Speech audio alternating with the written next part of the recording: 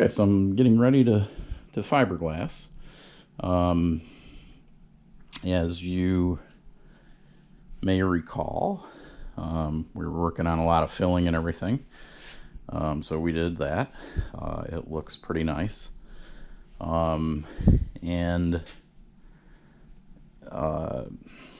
basically this boat is big enough that a 50-inch roll of fiberglass is too small. So I'm actually going to do 2 layers of fiberglass, and the way that that's going to go on is it's going to drape over a little bit on this side on one layer and drape a little bit on the other side on the other layer. So you're going to have dual strength, you know, all through the stems, the bow and the stern, as well as throughout the water line, which is probably about here. I think the water line on this is about 4 inches. So anything underwater that you're going to run into is, you know, gonna run into 2 layers of fiberglass before it would damage anything. And then you can see here it's going to go to 1 layer for the last, say, I don't know, 6 or 7 inches of the center part of the hull. Midships, I guess is what you would call that. Anyhow, so I got my fiberglass from a marine distributor. I would recommend getting it from an actual fiberglass supplier. You know, these guys, well, they make great epoxy and whatnot. I thought the shipping on the way they handled this was just terrible. Here's a photo of how I received my fiberglass and all the finishing supplies, which included my epoxy and my varnish and some chip brushes and some mixing cups and etc., the pumps, etc. And of course that twisted, mangled piece that you see there, the long white skinny thing that's all twisted, is the fiberglass. So I would say I don't really recommend buying fiberglass from someone who's not a, you know, fiberglass distributor who actually ships their fiberglass on a roll. And the reason for that is when it's all twisted and mangled up like this, the fibers get separated, and there might be some little holes in the fiberglass. And while that all gets filled in by epoxy, it also leaves sort of a white mark in the hull, not a white, sort of an opaque whitish mark in your hull wherever that damage was done to the fiberglass. So it's not, you know, terribly noticeable, but it is noticeable. And you know, if you're going to buy something new and, you know, spend the kind of money that you have to spend to make one of these boats, I think you probably want pristine fiberglass. So just my little take on, you know, the reality of how you receive, you know, products from some companies. You know, what you're going to get with that now is, you know, things like this and, you know, little, you know, I wouldn't say tears in the fabric, but just, you know, not a good clean fabric. And I don't know if that's going to come out when I apply the epoxy to it, but you know, I mean, it's throughout. That layer on the bottom is, I mean, it's almost like it's got holes in it, like you can see here. You know, and the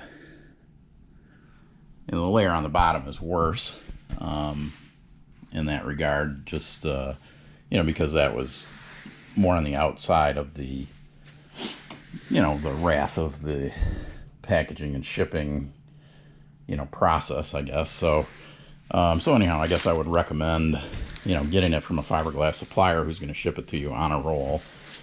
It'll make it a lot easier to handle too. I mean, see, here's another, you know, anyhow, so it'll make it a lot easier to handle when you put it on. Unrolling this on the boat was a pain in the butt. So, you know, I guess we'll chalk it up to, you know, live and learn. You know, if I ever do this again, it will, you know, the fiberglass will come from a reputable fiberglass company on a roll. So that I don't have that issue. Anyhow, so next steps for me are to just kind of smooth this out as much as I can. And then we'll start the process of applying epoxy. We'll do that. We'll start, you know, with a squeegee, and probably on some of these more vertical areas, a brush, and make sure that it's good and wetted in, especially since it's 2 layers thick. You know, I want to make sure that not only does it penetrate the fiberglass, but you know, is thick enough and you know, penetrates the wood as well. So we got good adhesion, and you know, that they basically become, you know, one.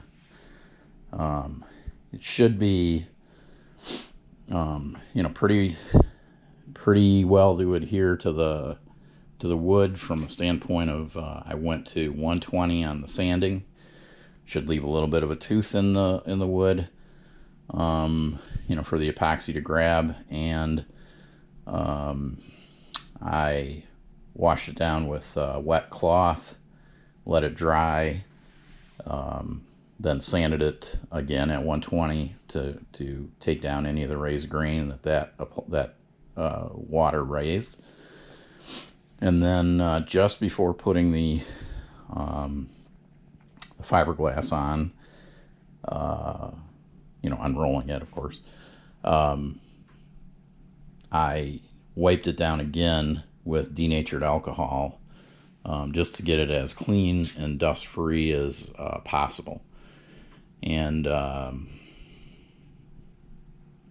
you know, then you know, I wanted to make sure I didn't touch the floor or anything that could possibly be dusty with the fiberglass as I was rolling it out. So you know, and I cleaned up the shop floor and, you know, other places around that you know, might have dust, you know, on it. So I think we're pretty good. It's starting to get pretty warm in here, and I'm debating whether or not to use a fan. I'm not going to open the garage doors.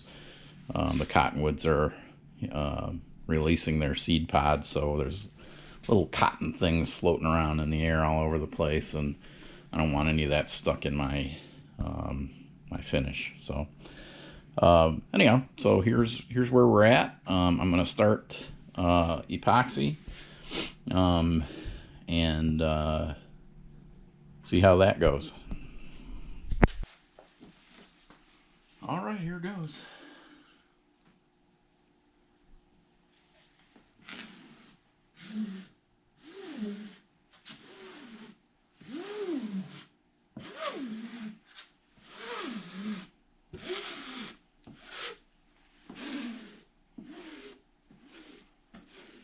Yeah, it's really gotta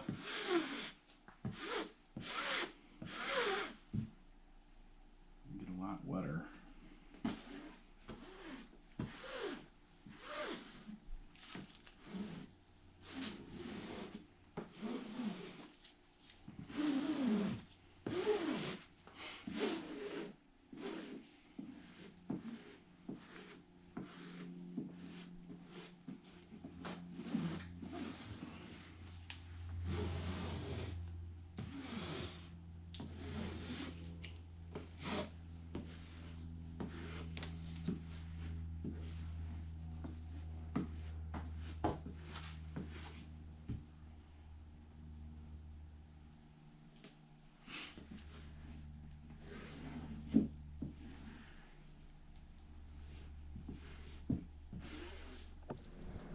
There's the first coat of epoxy on 2 layers of fiberglass.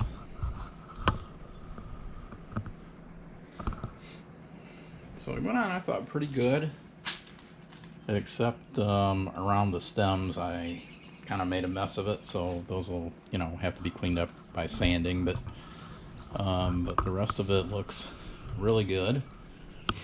And I just gotta read my epoxy directions to see when I should apply the next coat, because I don't want to have to sand it between coats, so I might have to do it yet tonight.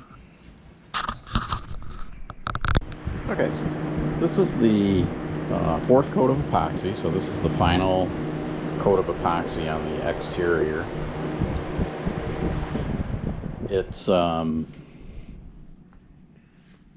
little uneven because it's epoxy, so, and it runs and, you know, all that kind of stuff, but it's not in, you know, I guess terrible condition.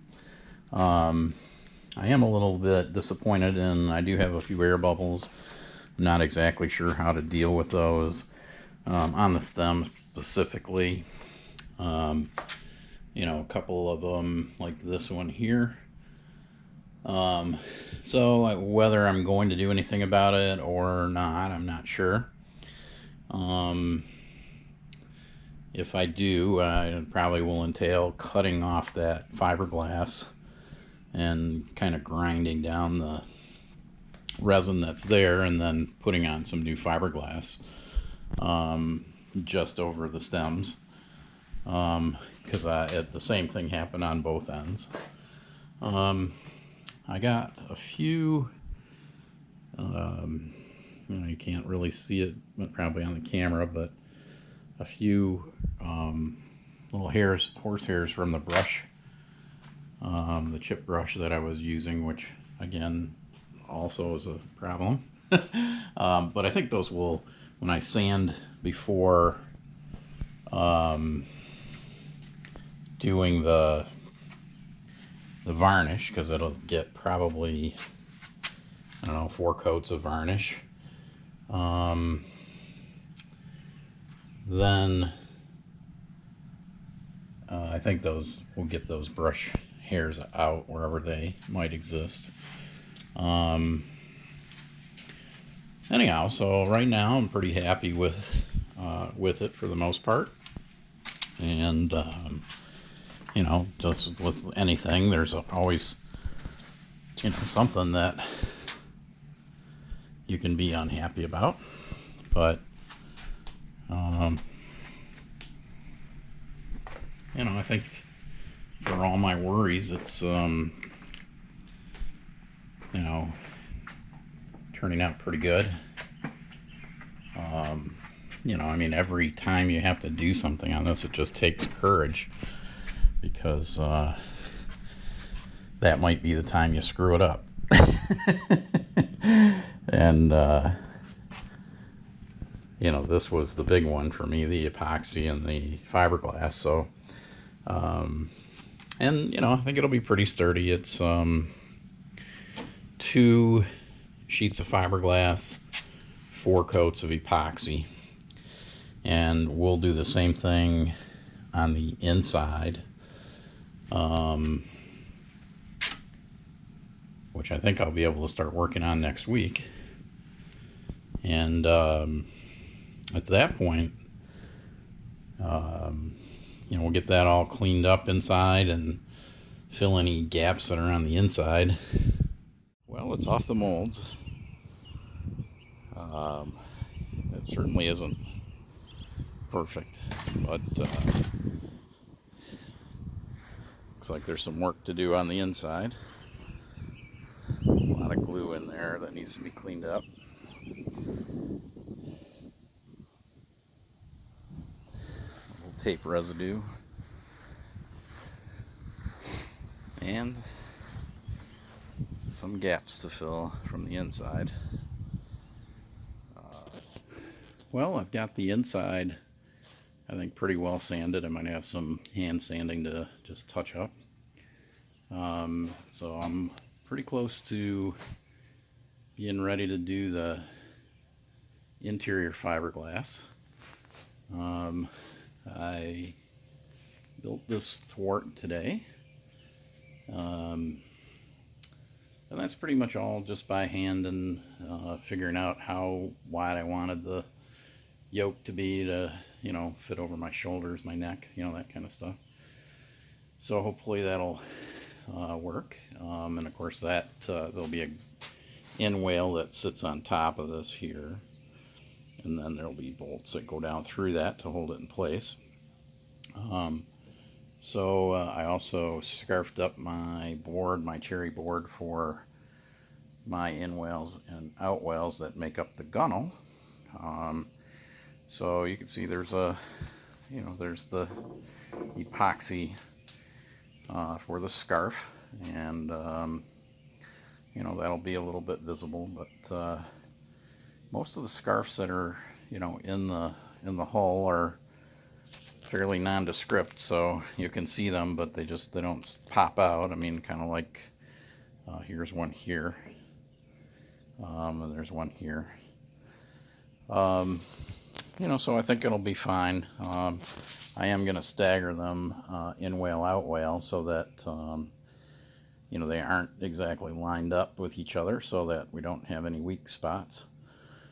Anyhow, so oh, and I milled up all the material to make the seats. So I think we are getting to home stretch.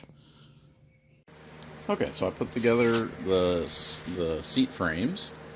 They're pretty big. We're big people, so I've made these kind of oversized seats. I think I was going to do caning, but I think that what I'm going to do is polypropylene strapping. That's probably going to be not only easier, but a lot more durable. Maybe more comfortable, I'm not sure. Anyhow, I made them a little beefier. These are 1 3/8 cherry. They are mortise and tenon joinery here. So that mortise goes in about not quite an inch, maybe 15/16 or so. And so that tenon is 7/8 inches by a 1/2 inch. Those should be very stout, and that should be a really solid seat. Right now I just kind of have them overlaid where I think they're going to go in the Canoe. So the bow seat is going to be a good distance, fairly good distance away from the bow itself, just to give a little bit of leg room in here. It gets narrower through here, so we want to make sure we got leg room and room for water bottles and stuff like that. So still give us a nice big area in here for stowage of any kind of cargo or anything that needs to go in it. And then of course the stern seat will be much closer to the back, to the stern, and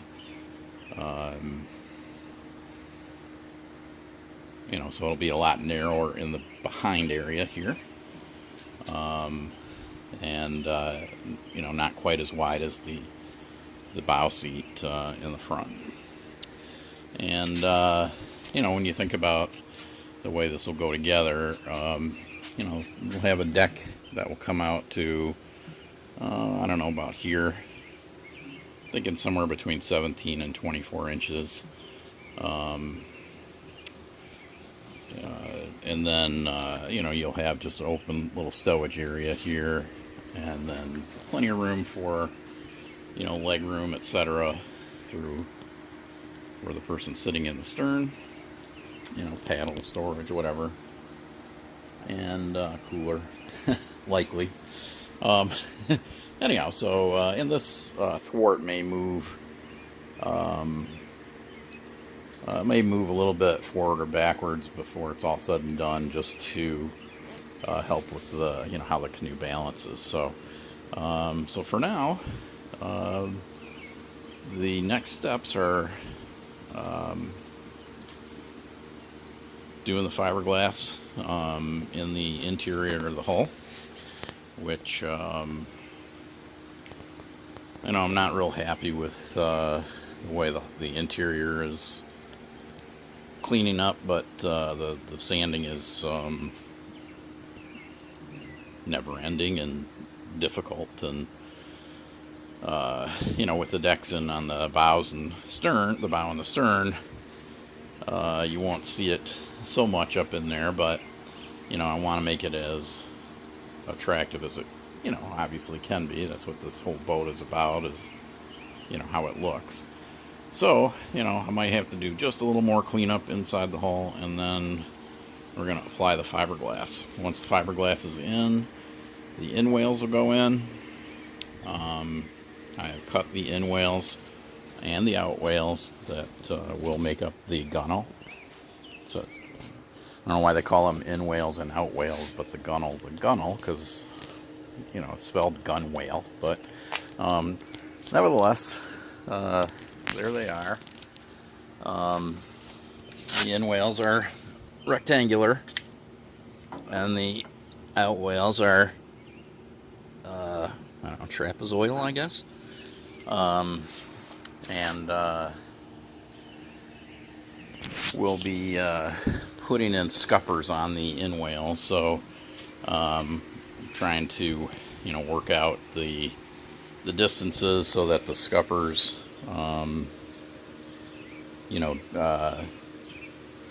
don't fall where I'm going to have to put a bolt through the inwale to hold in the seats in each of these positions. And then the same with the center non-scuppered area. So we'll have to sort of decide, where, that thwart is going to go. Right now I've calculated the center non-scuppered area to be about 10 inches. And then we'll have 4-inch scuppers, non-scupper, scupper, non-scupper, all 4 inches. Up until we get up, near the bow, and in the bow section and the stern section, I'm going to taper the inwales, probably by plane, and I'll taper them down so that they meet in the middle nicely and right at the stem. But the ends won't be scuppered, so I think that's going to be about 32¼ inches of non-scuppered inwale. Anyhow, so kind of making sure all the math works out so that these things land in the right spot so that the bolts go through them, and you're not on a scupper. And then the idea of the scupper is that when you get water in your boat, you could turn it on its side and the water will flow out in the areas of the scupper, and not get caught behind the inwale. Because basically what the scupper is just a hole in the hull that's going to be 1/4 inch deep and 4 inches wide, spaced every 4 inches throughout most of the length of the canoe. Anyhow, so that's what's on deck. Okay, so we did the fiberglass on the interior of the hull today. At least the first coat. The second coat I'm going to have to wait on because I don't have enough epoxy to do a full coat, so got to order some more. Anyhow, this was by far the biggest pain in the backside of any process so far, and um, making this boat. And quite honestly, I'm not very happy with the outcome. Um, the fiberglass just really did not lay down very well, and I really would recommend anybody planning on doing this, um, probably watch as many videos on doing this as they possibly can, and um, really be as diligent as they can about how they apply it. But nevertheless, I mean, we did get it in. I got my wife to help me with fitting it, and it's in. Well, and as I'm doing this, as I see it's cured, I have some that lifted off here. Little bubble right here. So, that's. I'm not really sure why we got those, but I'm sure there's a reason we did something wrong. um, anyhow, so there's a little bubble there. That'll probably be. I don't know. I was thinking it might be under the seat area, but actually it might not be. Um, and then there are a few little. I mean, there's a few bubbles and ripples throughout the thing. So I'm just. It was a huge pain in the butt. And probably the one thing that'll stop me from making another one of these boats, because this was I just will never probably do it again. Really, really amazingly frustrating. So anyhow, it is in. I got to put one more layer of fiberglass on it, and then, or I'm sorry, of epoxy resin on it, and then we'll be able to move forward with the gunnels, and then installing the seats and thwart and decks, and then it will be done. So anyhow, that's where we're at.